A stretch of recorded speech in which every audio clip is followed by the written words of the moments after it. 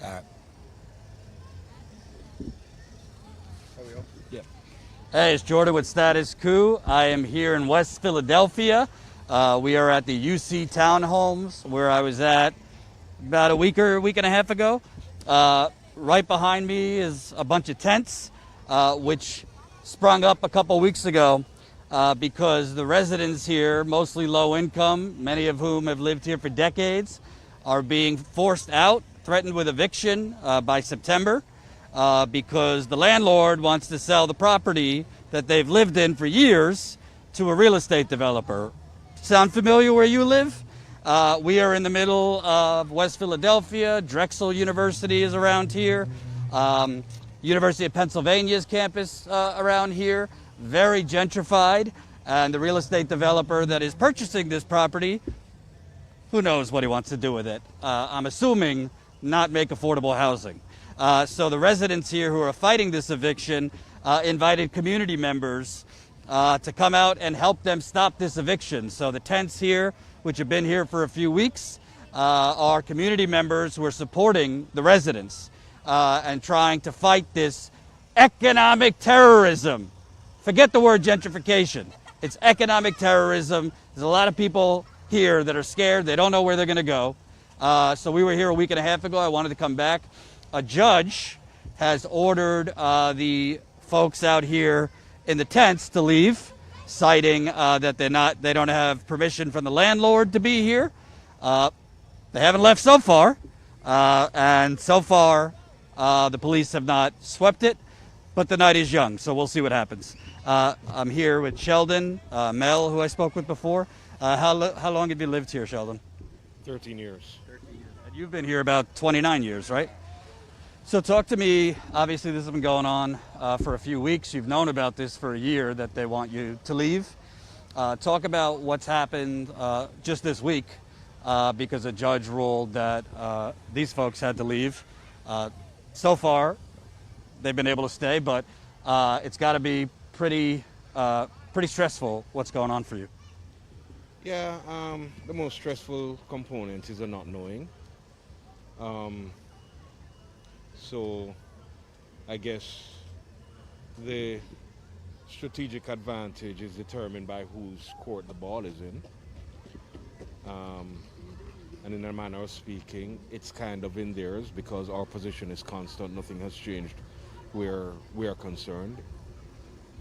Insofar as the camp is concerned, the idea is to stay. The statement is to stay, and the collective statement is that they are staying with us in solidarity. So we are awaiting the next move by them. In the meantime, we continue to get the message out. We continue to talk to folks like yourself, and we continue to engage with folks who are passing by, who are signing the petition, and we hope that the word will continue to spread. In the first instance, this is about the folks who live here, obviously. It's about the vulnerabilities of less enfranchised persons. It's about not just the displacement in terms of the physical displacement of families, but it is the fracturing of a community. Community of families that span generations in quite a few cases. And it's also not just a displacement from the actual physical domicile, but it is also a displacement from the proximity to the goods and services that we need to live our lives. The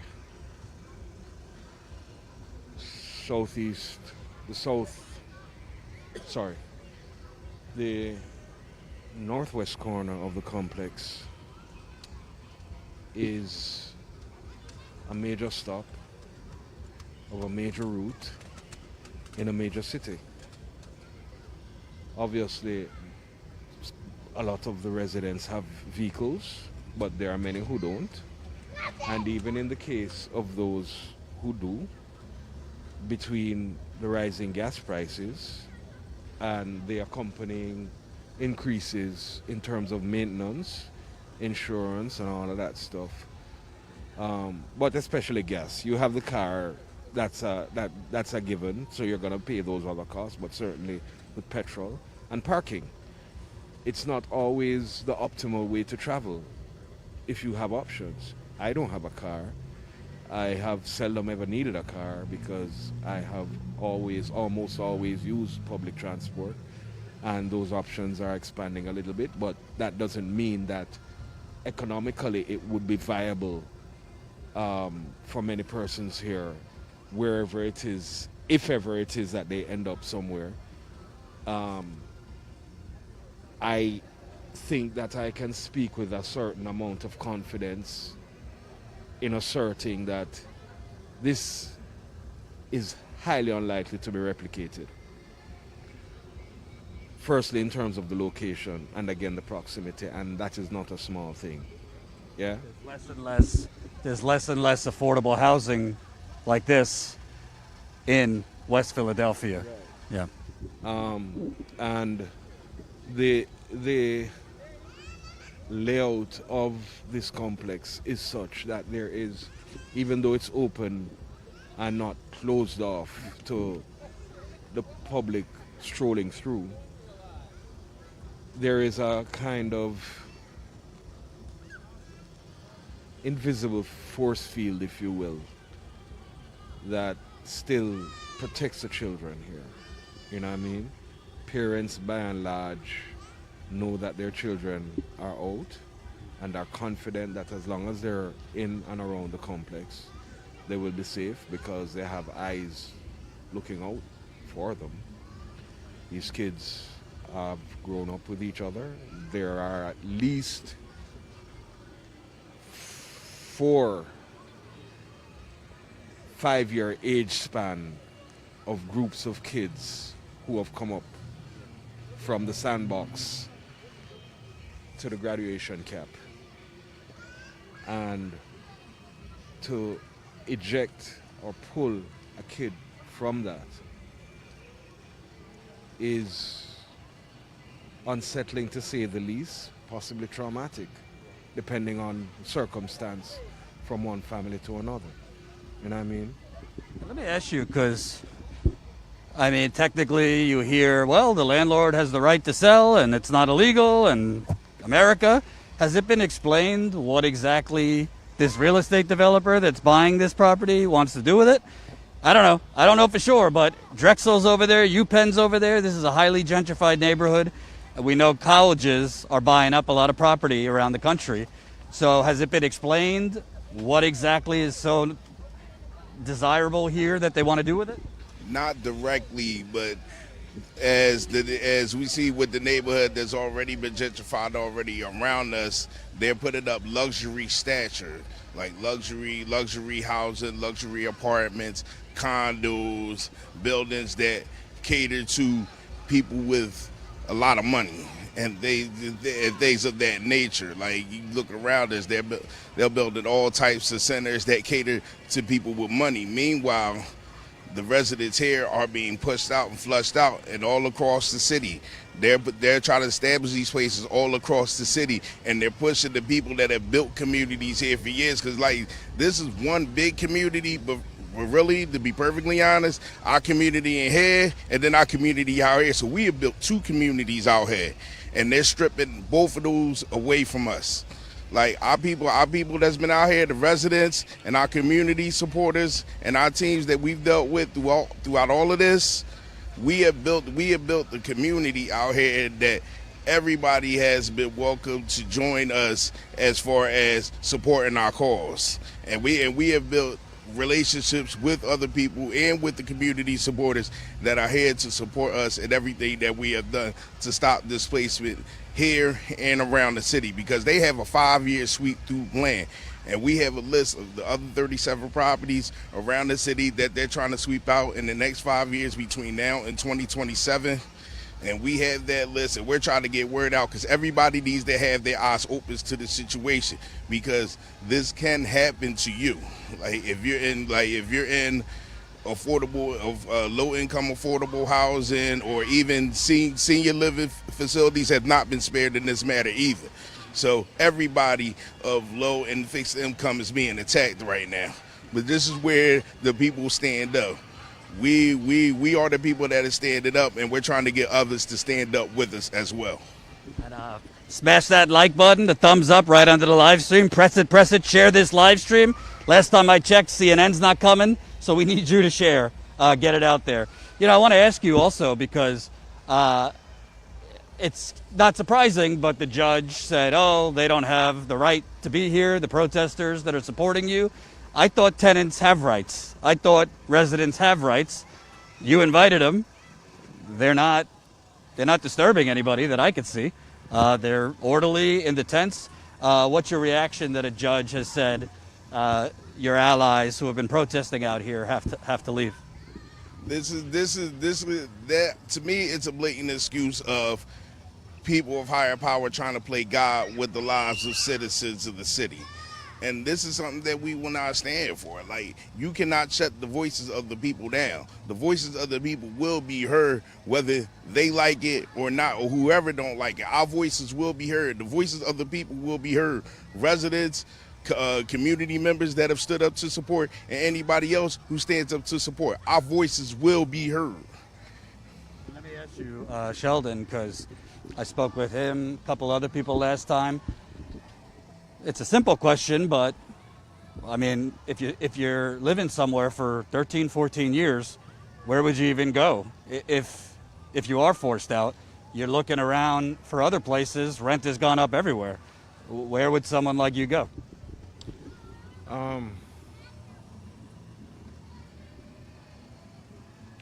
I don't want to isolate my own circumstances.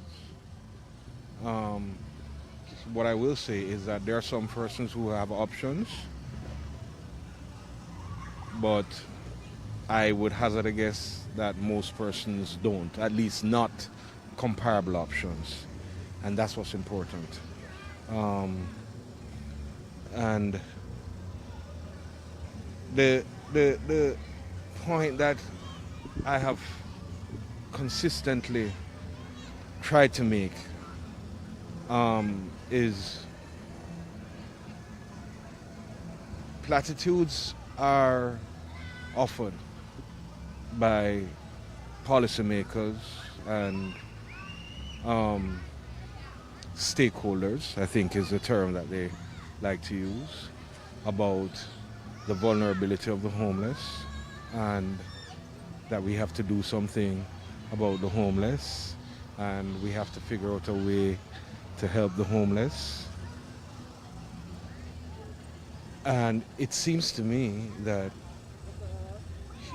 here is an instance where you have a community of dwellings that, by a fair measure, is relatively comfortable. It is not so densely populated that people feel like they're living in sardine cans. Less enfranchised persons, people at different levels of vulnerability, can still feel a sense of dignity in their homes.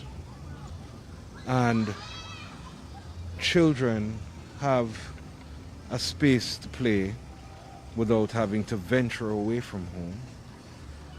And transportation networks, and I can't stress that enough, because that factors so much in our cost of living. It factors so much in the ability to pursue opportunities. And the other amenities, the health facilities, upon which so many persons rely, not just the fact of it, but again, the proximity of it. I just want to tell the audience, because you probably can't see, the great thing about this apartment is it's right next to the subway. So the subway station is literally right outside this entrance. So what you're talking about is you got senior citizens here, disabled people. I mean, that's crucial to get to your doctors, to get to the grocery store, etc. Exactly. And the grocery store is the ones that I imagine many of the persons use is 3 short blocks south of here. And there are restaurants and barber shop and a couple of other mom and pop establishments along the way. And another thing is that because of this location, it facilitates the ability to bridge the gap between persons of lesser means and persons of greater means, exemplified in no small measure by the student populations of the tertiary institutions that surround us. And what that means is that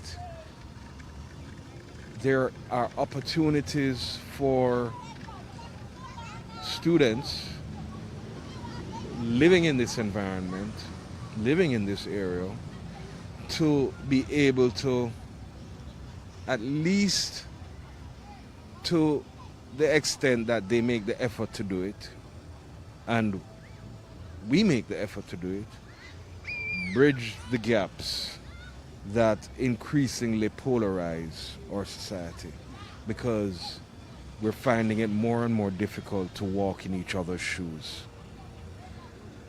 If empowerment is facilitated by engagement and integration, here it is, you have a ready-made palette to paint that portrait. So if my understanding of what the desire for the homeless is, would seem to me that this is probably if not the target. So why would you want to tear down your objective? If this is not the objective, then it would seem to me that the objective is either better, which the government may or may not be able to afford, but likely it's going to be worse. So let's be honest with ourselves about what it is that we're prepared to do, not only to reverse homelessness, but in this instance, to prevent it. Let me ask you, Mel, if you put on news for like 10 minutes, it's a mix of like wealthy white dudes saying, no, we're not in a recession. We're not in a recession. Things aren't that bad. You obviously have the president and others saying, oh, well, unemployment's low and, you know, things are getting better. I just took a trip for a week and a half. I got news for you. This isn't the only place dealing with this. There's poor white folks living in squalor, poor black people, poor people, period. And it's not even just poor people.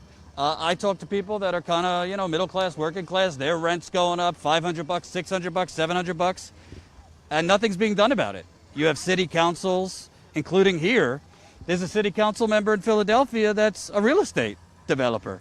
It just seems to me like, whether it's here, other places, the media and the politicians act like, oh, we're developing economic development and we're putting in nice restaurants and universities.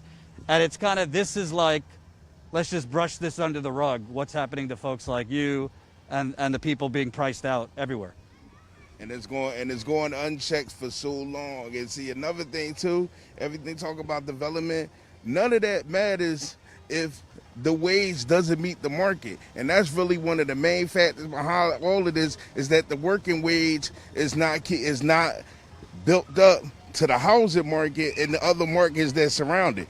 The working wage needs to be raised in Pennsylvania as a whole for any type of development to work where people can actually sustain themselves. And that's one of the huge problems that's going on for well over half a century, is the working wage and people just redeveloping and sweeping out communities. Those two things have to change for any economic development, quote unquote, can really be successful among the people, be successful for the people. Like, as long as you keep the wage down and keep skyrocketing everything else, that's not going to work, because people are not going to be able to afford these things. So the working wage has to come up where it can be sustained between the people and the communities to sustain their lives, and then housing would not be such a big issue because the working rate wages are going up. But until that factor changes, this is going to be like this, and that's not just here, all over the country. Working wages need to go up, and until politicians and legislators understand that, then this is going to continue to be a huge problem for people, and we're going to make it a huge problem for these legislators until things change, because people are opening their eyes and they realize what's going on around you. This right here, these children y'all see running around, this is a safe haven for them. This is all, most of them, this is all they know.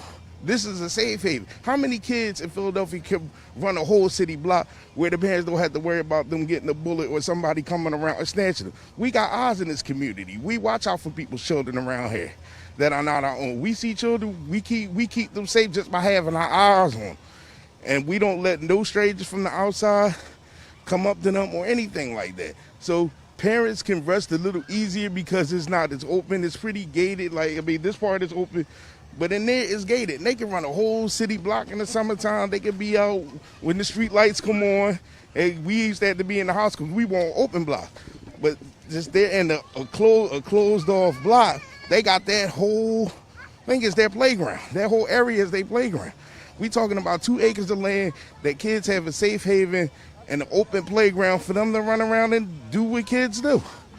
And the adults, we keep eyes everywhere. We have eyes everywhere. And people, we like these children out here, they feel safe. And we feel safe knowing that they can feel safe and be outside and play, because a lot of areas you can't do that because you got to worry about your kid getting shot or worry about you getting shot.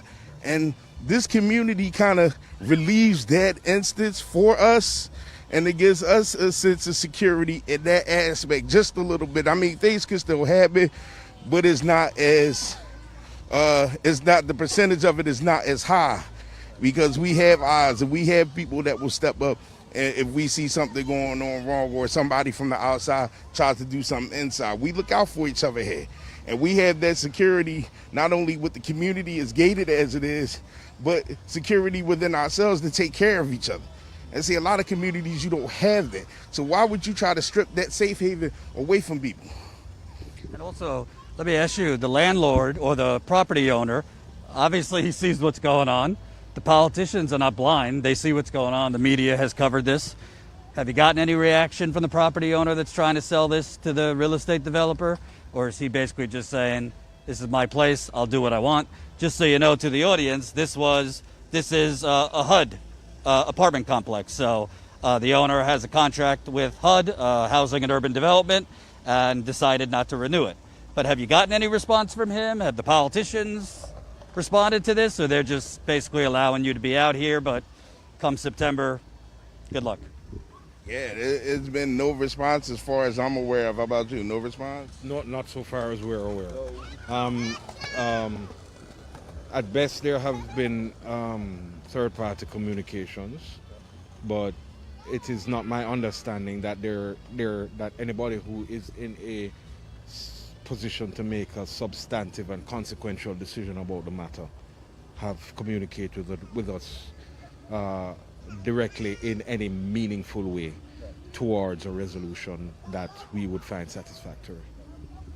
Honestly, I mean, I'm a white dude, but let's also point out this community was known as Black Bottom. It was, I don't know if it still is, a working class black neighborhood. So this is also a race issue.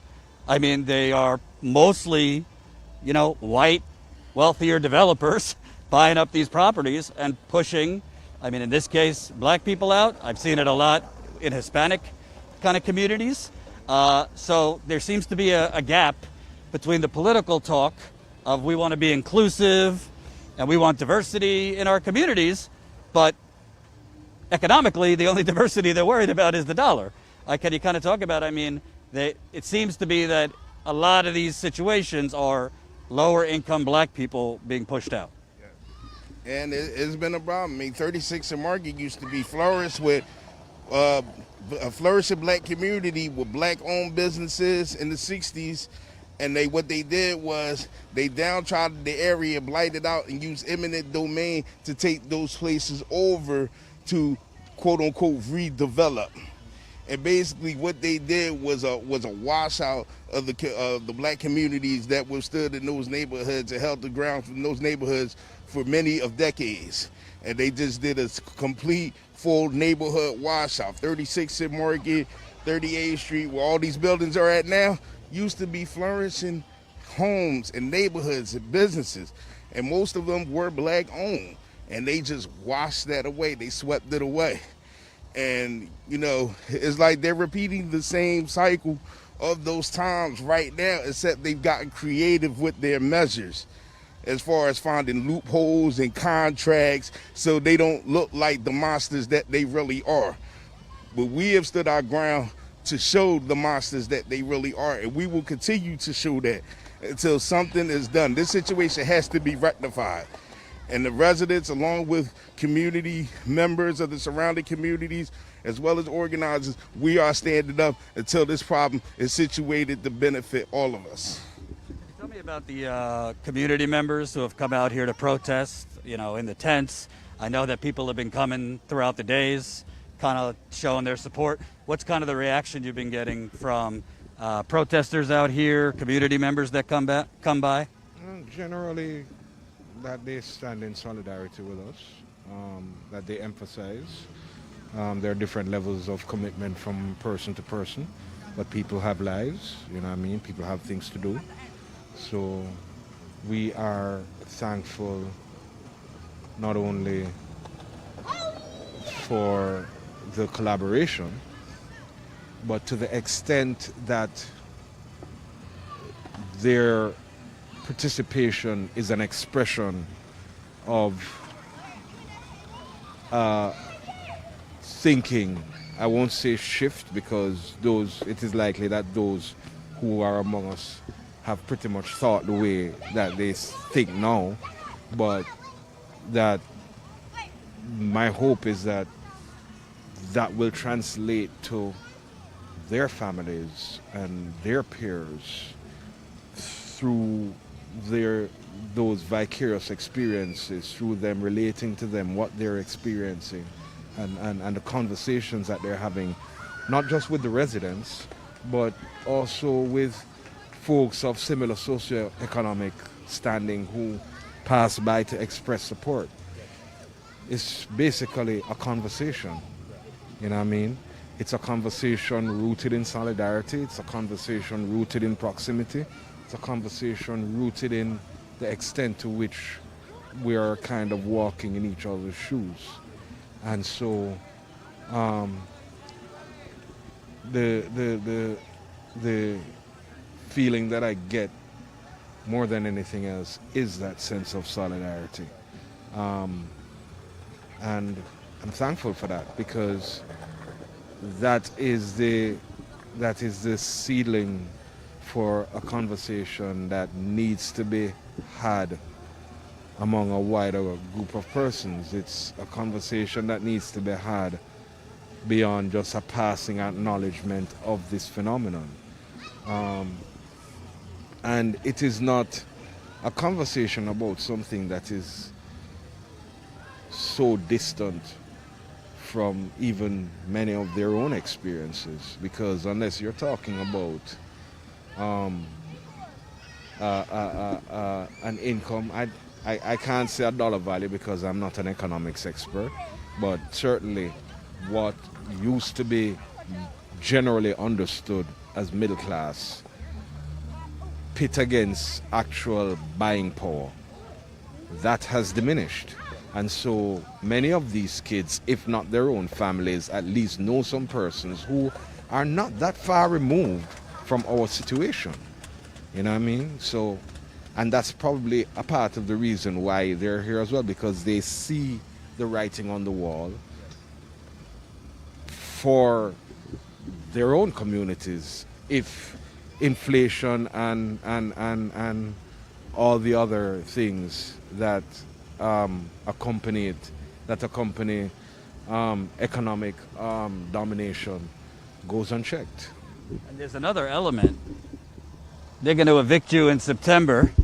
You got kids supposed to go back to school. There's kids all over here. You got COVID. I know some people say it's over. I mean, it's not. I'm seeing, you go online, it's nonstop. I got COVID. People got COVID. The hospitals are now getting more and more patients. The president has COVID. They're saying, oh, he's doing fine. He's working through it. It's now become work yourself to death when you have COVID. There's now a new thing, monkeypox, which seems to be spreading. Obviously, we're feeling it throughout the day, the climate emergency. So basically, you have all these different things happening at once, but they're just making it like, oh, this is just business as usual. We gave them notice a year ago, and they got to be out by September. It seems like a real disregard for just regular working class people. It also seems to me, at the end of the day, all you hear in the media is our democracy is under threat. But what kind of democracy do you have if your representatives do nothing? They're supposed to represent you, but they're doing nothing when there's a lot of people here that might end up either homeless or couch surfing. I mean, what are your thoughts on you have all these different crises, but this is just being normalized that, you might be tossed to the street? And this is people not caring.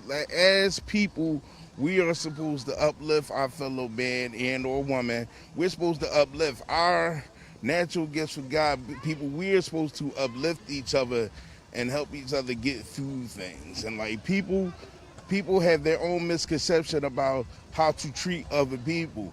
And really what this comes down to is people don't have their priorities straight or what their purpose in this life is. And the purpose in life is as naturally to survive. But if you're in a position where you can help others that need that help, and you're in position to do so, that should be done so. That's part of the purpose of living. It's helping your fellow man and or woman, as I would say, because I don't want to sound discriminatory in my speech. So, but yes, helping your fellow man or woman if you're in a position to do so. And if you're not in a position to do so, and I always talk about to people about becoming a better person. And one of the ways that everybody can become a better person is having a moment of self-reflection. And self-reflection is basically looking at your own faults and how to improve them. And see, a lot of people have issues with their own egos and their vainness that they don't see their own faults. But you have to shove your ego and your petty vainness aside and try to look inside yourself and see how you can become better and make people around you better. And one thing I always try to do, and I mean, as far as the situation, the residents have grown with the situation. We have become better people. No matter how good we are and have been, we've become better people in this situation because not only we're trying to help ourselves, we are trying to help others in this struggle as well. So with this situation, we have all become better people in a sense. And bettering yourself, it could be something small as brightening somebody's day up or just speaking to someone and carrying the conversation, making their day better because they may be having a bad day. But betterment of self makes things better. But you have to shove your ego aside to want to better yourself. And a lot of people have a problem with that. That's why we have situations like this, because people can't look past their own greed and their own egos to help others that may need it. And I mean, we all have to try to do better and become better. And a lot of us have, the residents out here, we have stood up for ourselves. That's part of becoming better, standing up for yourselves and not letting people just run through you like these developers and these landlords try to. So we become better in that aspect, and then we have come better with the situation because we all become knowledgeable about what's going on and how to deal with things a little bit, and also of helping other communities that are going through the same struggle as we are.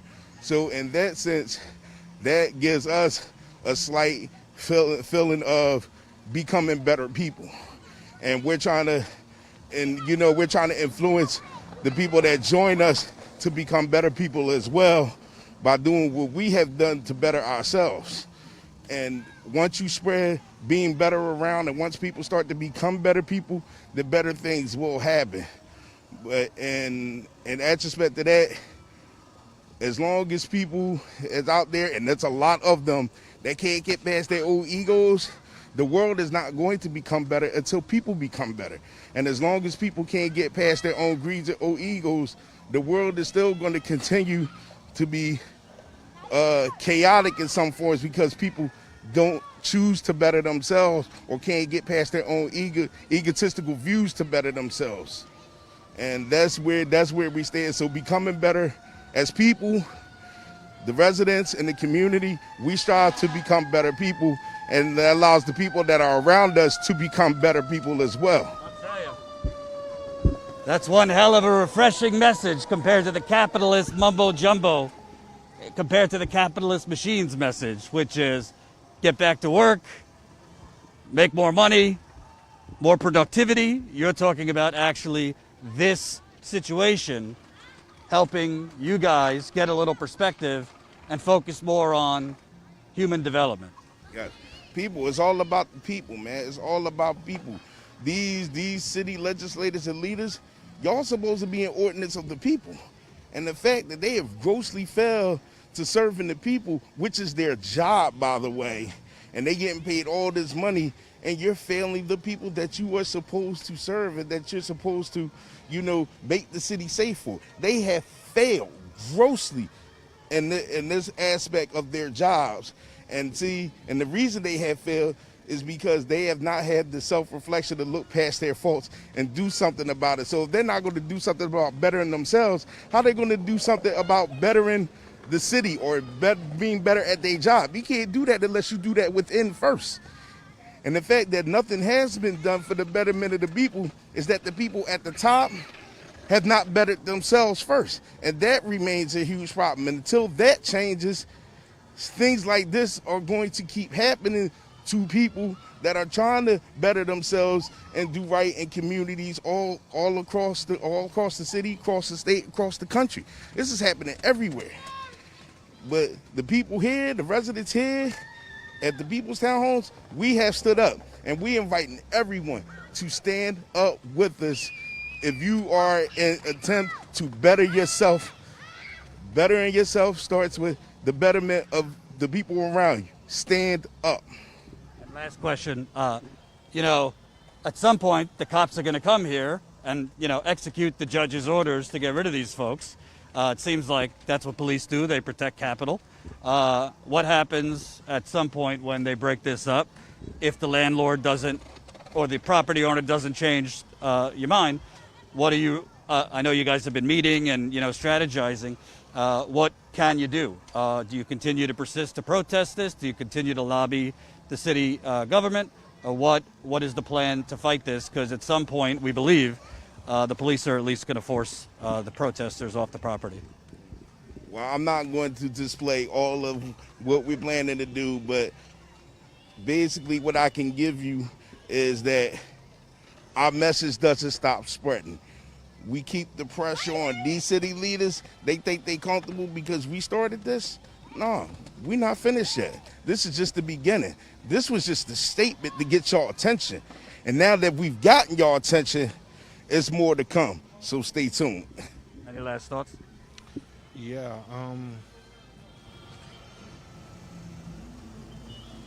if even by your measure, you're speaking about productivity,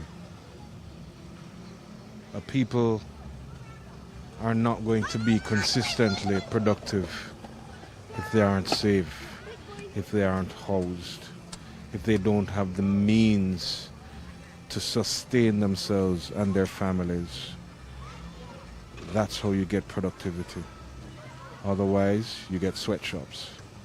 You get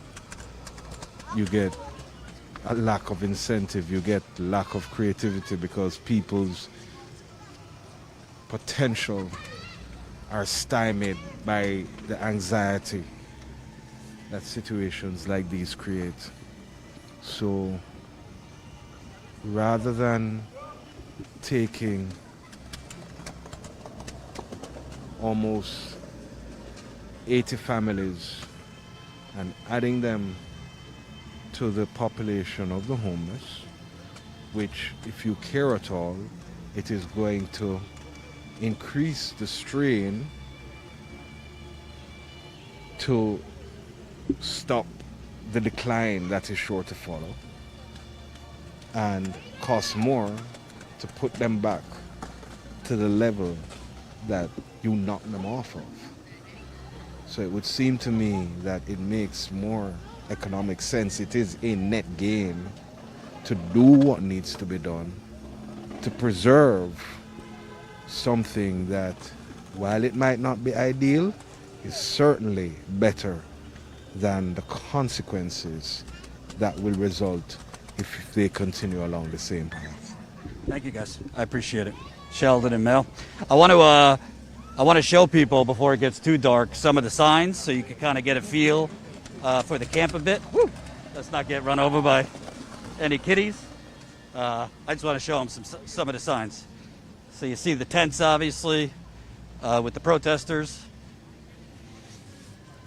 So this has become a bit of a community here.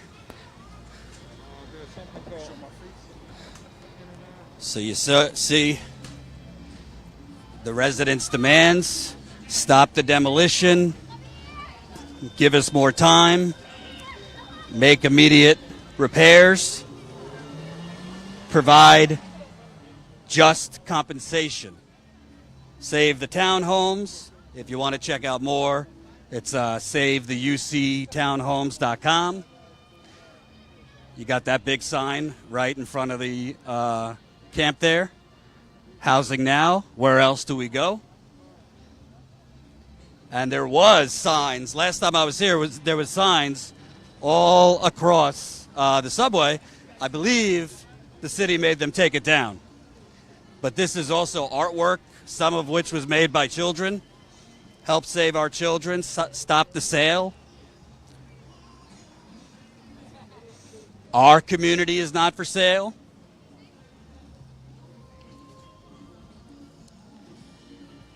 We live here.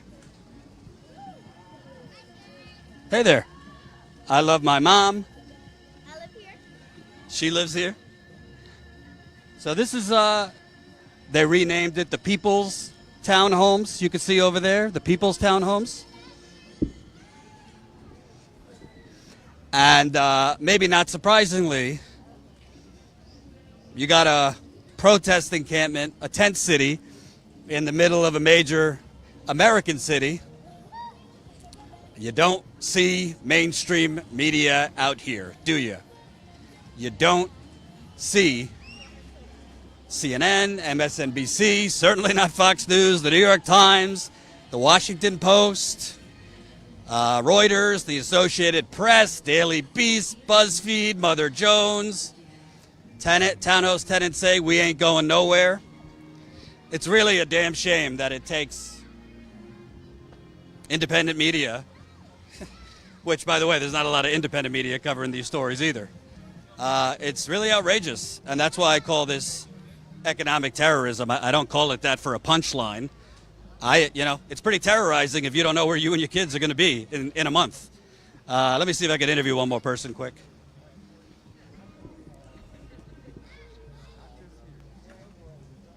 Can I talk to you again? Oh, yeah. Come on over.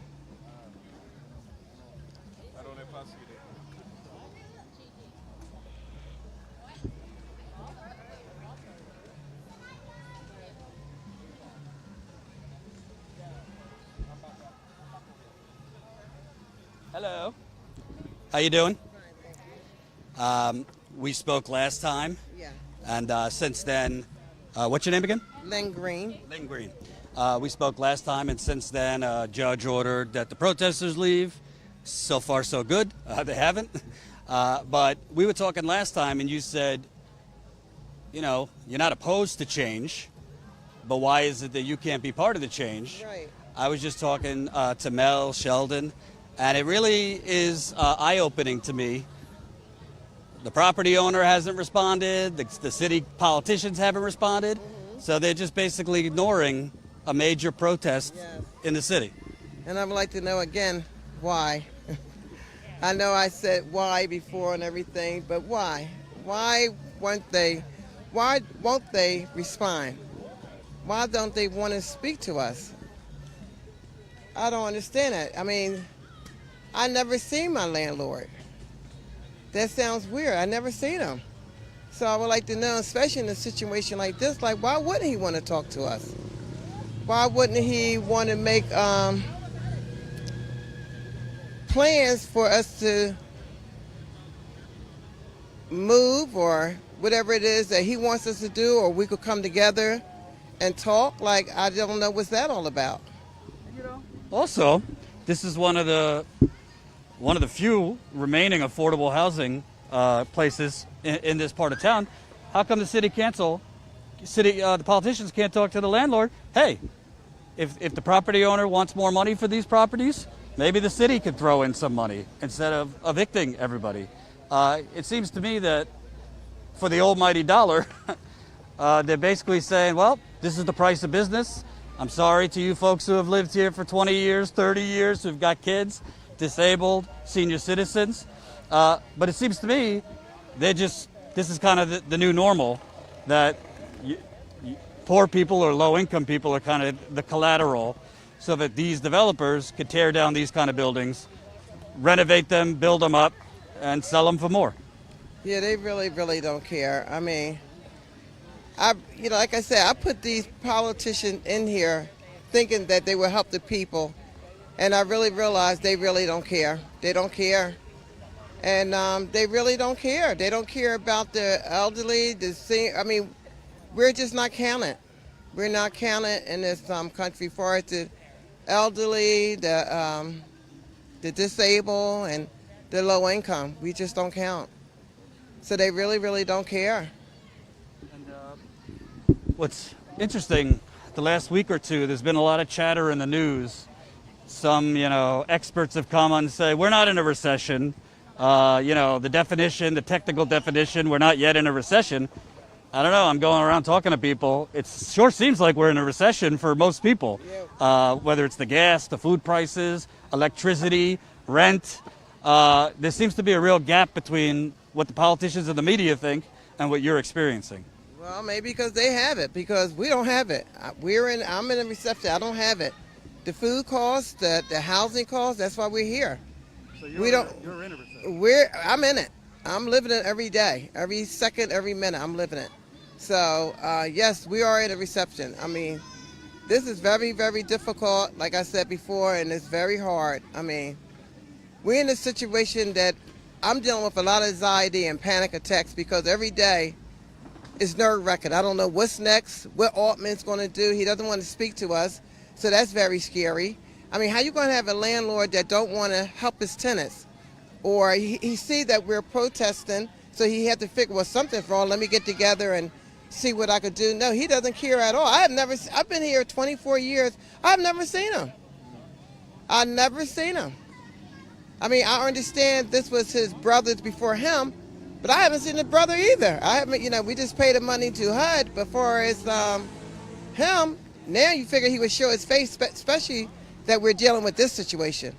No. How is, obviously there's been community members that have been out here in tents. How have they been recently with the support? Have they said they're going to remain out here? Oh, yeah, they're going to remain with us. They're here now. The support is great. Like I said before, they're great. They're good people. They're here to help with the children. The children adore them, and they're good to us. They're here to help us with mental health. Like I had a situation this morning, and they talked to me, made me feel better, because every day and every second, like I said, this is my every thought now. So they're here to help us support mental health, anything they could do for us, that's what they're doing. Last question. What's your message to, let's just say, a little bit more comfortable people who live in the suburbs, don't have to worry about their housing? Maybe, these suburban folks think the biggest problem in America is Trump, and the biggest problem is what happened on January 6th, And, you know, it's kind of out of sight, out of mind when they don't really consider how many people are struggling or facing eviction or being forced out. What's your message to people that are doing a little bit better, that are more comfortable? Why should this matter to them? Well, it should matter because really, even though people are divided far as they think this is people that got money, think it's better for them, but this is a problem for all because it could be health, it could be anything that takes you in this situation. I mean, we're not in this situation because we're lazy and we don't want to help ourselves. We're helping ourselves. Mothers work, they live here, they work 2 jobs and take care of their kids. I was one of those mothers. You know, like I said, I fell, hurt myself. I'm older now, I'm in my 60s, but I've been working since I've been 12 years old. So we're not lazy people. Unfortunately, the rent and the food and everything like that, we're not making that kind of money to handle all that. We don't have that kind of money. And for the people that don't live this life, that they're the rich or got money and they think this is nothing, I mean, as a person, as a human being, have a heart.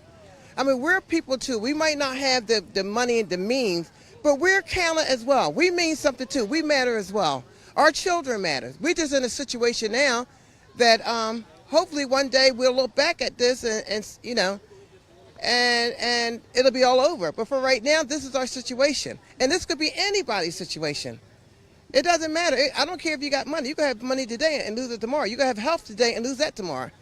So everybody is the same. It doesn't make no difference. You might have money today and don't have it tomorrow. You're no different than me. You know, you might just have a little bit more. That's the difference between me and a person that got money. You know, we're the same. We're the same. We're the same. My dad told me ever since I was a little girl, he said, if you cut your skin, and it doesn't make no difference of anybody, what color they are, we all bleed red. So we're all the same. Thank you so much. I appreciate it. Absolutely. I want to get some thoughts from the man behind the camera. The guy said he wanted to talk to you about something. Yeah, I know. Talk to me. This is Tommy Tahifi Bayless. Can I hold that? I won't mess it up.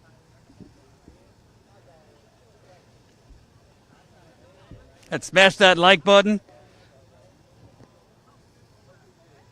We have to put this in our ears, though. Can you see me? Huh? Yeah, I see you. You can see me? You sure? It's crazy, man. I think all this is just a slow burn to everything that they've been trying to do and what they've done. I mean, you can, things like this is going on everywhere. In Harlem, where we are, in Compton, where I'm from, in Watts, it's happening now, where they're moving people out because they know that they can make more money off of it, and this low income too. And they really don't care. I mean, the fact that she says she's been here 25 years, the lady we just spoke to right now said she hadn't seen her landlord one time. They really don't care. It's almost like a scam. They get homes, they and all those, even though these are low income homes, don't forget the government is subsidizing. That means whatever they're charging, whatever they estimated this to be, the estimated like worth of it, that they get paid out. Like say if they pay $100 a month, the government will pay the landlord the other $1,000 if he's saying these apartments are worth $1,100. So he's getting the money. It's the thing is the fact that you could just move people out and you can see people struggling. And even though we're 2 years out, we're not even out of the pandemic. Like people are still struggling. People are still like trying to get it all together. It's rough. And then we got, it's so much going on. I think she said something perfect. Bro, I mean, out here it's a lot of people and there's a lot of people supporting, but damn, imagine, you got to think, when people are in survival mode like they are, they're in this situation and they're doing what they're doing because they're in this situation. But if you're worried about paying rent, feeding your kids, trying to keep a roof over your head, trying to keep your lights on, how can I worry about climate change? How can I worry about politics? How can I worry about all these other things that people think are very important when I can't even keep a roof over my head. I can't focus on nothing else. So they distract us with all this stress, and so we can just zero in and while they're doing all this other stuff, and then it trickles down, and all of a sudden, oh, we're getting evicted because we couldn't focus on the politician, the legislation, who was getting in office, because every day I've already been struggling, trying to pay rent, trying to keep my lights on and everything, and then they snuck this in on me, and now I'm stuck. Because I'm in survival mode. I don't have the luxury to worry about water and Flint, or I don't have the luxury to worry about, you probably think it's cool, but when your back is against the wall, you're trying to live in a safe environment, you're trying to make sure your kid's safe, you're trying to make sure your kid fed, you're trying to make sure you got a roof over your head, you're not worried about who's running. Because you're trying to, if you haven't been in it, you don't know. Living life, having children, struggling is a daily grind, and that's all you're focused on, to make sure your babies are straight. You don't have time. You already think the politicians ain't working for you anyway, so you don't have time to check and see who's running for office. You know what I mean? And then things like this happen. It's because y'all put people in survival mode, and then y'all fuck them on the back end, and then things like this happen. And no one gives a fuck. Like, they're out here. There's no one out here. There's no politicians out here. Something got to happen for them to give a fuck. No one. This is someone's district. This is a state Congress person's district, and no one's out here. What does that say? That's crazy. They push people over the edge. They push people to the edge. And then when something crazy, dramatic happens, you wonder, how did that happen? What happened? You pushed them to the edge. People can only take so much. Let me ask you something. I need the mic. One guy, what he said kind of stood out to me, that this is one of the few places that's safe for kids. I mean, you grew up in Compton. I think that's pretty important, because this is one of the few remaining places like this, affordable housing, where if they're moved somewhere else, it's not going to be as safe. For the most part, 80% of the time, 90% of the time, anytime you have a place where affordable housing, you got people in survival mode. And a lot of times you have people in survival mode, you're going to have crime, you're going to have danger, you're going to have gangs, you're going to have, it's a part of it, you know what I mean? Because people are in survival mode. They got to survive. So now I got to rob you. Now this going on, and I got to do this and I got to do that because you're pressing me up against the wall. And you have a place where they say this is a safe haven. This is still like an old school community where they say we're looking out. It's not just my kids. My kids is my neighbor's kids too. My kids is old boy kids over there too. I'm looking out for everybody to make sure everybody's safe. But none of that matters. Safety, they think safety is the police, not to black people. The black people safety ain't the police. Safety is us. Safety is the parents. This is how we was raised, where if you get out of pocket, Sister Thelma, your mama's friend, can go whoop your ass, because that's the community. You know what I mean? And this still being that, and they're trying to break that down as well. It's really breaking down families, breaking down the black community and everything. It's just like seeing it in real time, what's happening right now. It's unbelievable to see people just camping out right here. Like, really not having a place, really not having a choice. You know, and everybody, a lot of people are a check away, a situation away from it being like this, and no one giving a fuck. And you stuck. Some people handle it like this. Some people do, and this is great. Some people handle it another way, because they know they're being fucked all their life, and now you got them at the edge, and they handle it another way. And you wonder why people do drastic shit, because you push them to the edge. We're all human. We're all human. We feel, man. And this shit ain't cool at all. Ain't nothing cool about it.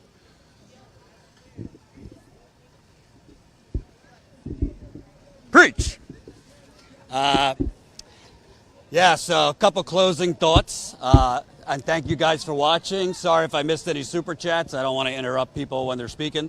Couple thoughts. Number one. I'm going to keep saying it. I don't care if people think it's a little over the top. This is economic terrorism. I don't like using the word gentrification. I think it's vague. I think people's eyes kind of gloze over when they hear gentrification. This is economic terrorism. You got a woman there in her 60s. She's talking about having panic attacks in the morning over this. I'm sure there's other people here. Their kids, they don't know. Their eviction is in September. So it's a little over a month from now that they're going to be evicted. There's not like a whole long abundance of places that they could go that is the comparable rent, comparable safety, transportation. Transportation, we're right next to a subway. So when they say we don't have anywhere to go, they actually mean we don't have anywhere to go. And this isn't just in Philly. I just interviewed people in Ohio, West Virginia. Same thing. People saying we might not be able to meet the rent, and either we don't ever, we're not good with our families, so we can't go stay with them, or whatever the case may be. What do you call that other than economic terrorism? Terrorism isn't just like, planes going into a building or bombs. It's putting people in a perpetual state of fear. And that is what happens when you don't know if you're going to have a roof over your head. That is what happens if you don't know if you're going to be able to feed your children. That is what happens if you don't know if you're going to be able to keep your kids safe. That is what happens if you don't know how you're going to take care of your disabled community. There's a lot of disabled folks who live here, or senior citizens, or veterans. That's pretty terrifying. I mean, I'm good. I'm not like, a mega millionaire. But I'm not poor. I'm not like worried about being evicted. But I see a lot of people that are. And, when this is what's going on the ground, but you turn on TV or you turn on Twitter, and it's just a distant, far, far galaxy away of bullshit. Listen, I think Trump is a threat. I don't want to minimize it. I don't want to say let's not focus on what happened on January 6th, or there shouldn't be hearings. But this is breaking news. What's going on here is breaking news, yet I don't see mainstream media out here. It's breaking news when you have ethnic cleansing going on, when you have class cleansing going on, because this is also a class issue.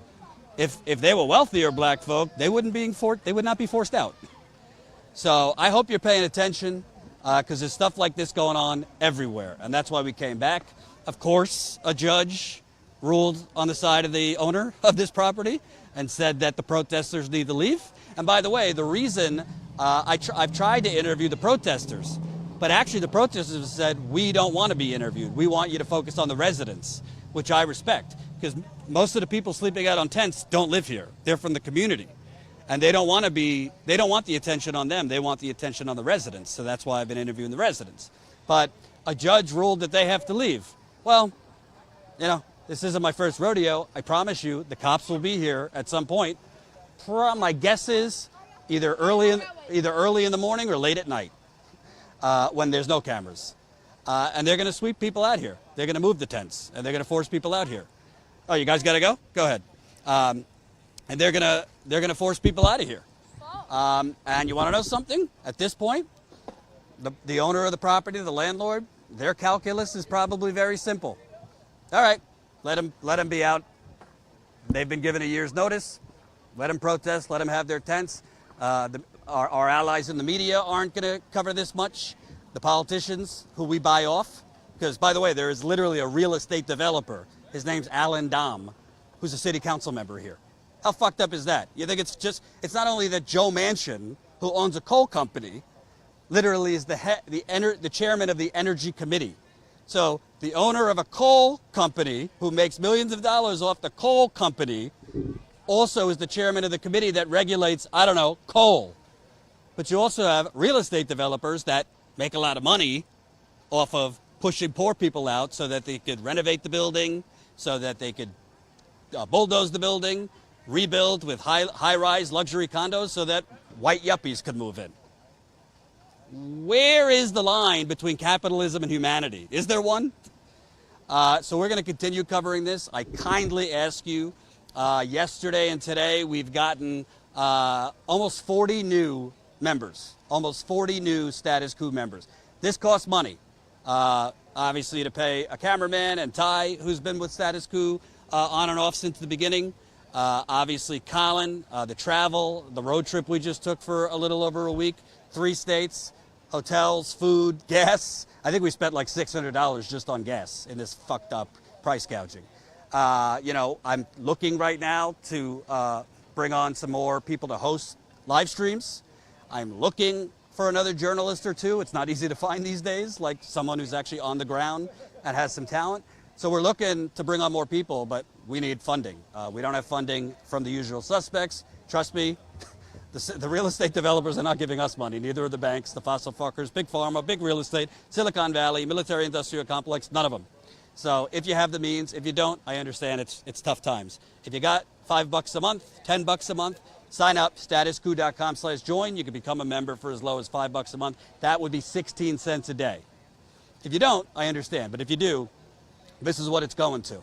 Because I promise you, if we're not here, I have not seen this story covered, not only in national media, I've barely seen it covered locally in the local Philadelphia media. I don't know, call me old-fashioned. I think when there's a major protest happening in a major American city where people have pitched tents to stop poor people from being evicted, I kind of think that's worth a story. I think that's worth camera people coming. Dare I say even anchor men and women coming. But I guess not in this capitalist hellscape. So please sign up. Let me give some shout outs before I go, because we did get some sign ups a little earlier today. So definitely want to shout you out.